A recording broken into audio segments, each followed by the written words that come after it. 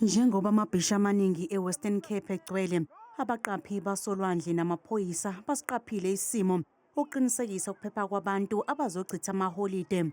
Abahambele emabhishi bathi kuningi abazokubungaza ngalolu suku lwanamuhla. When the year ends, we have to be at the beach to say praises to the people's ancestors, basically, for allowing us to have a new year. I've been through a lot. I've been through a lot great to 2025.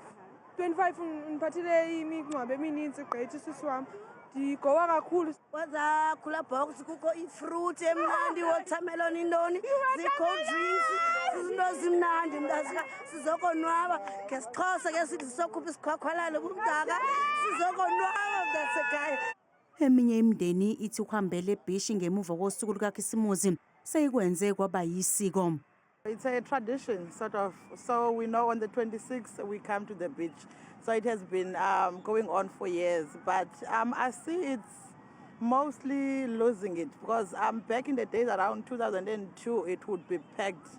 So it's no longer like that because I remember back in 2000, you would sleep here on the 25 so that you get a spot. Like even those Wendy's, they will be full. Isiphathimandla zinxuse abahambele emabhishi ukuba baphephe baqaphele ngaso sonke isikhathi.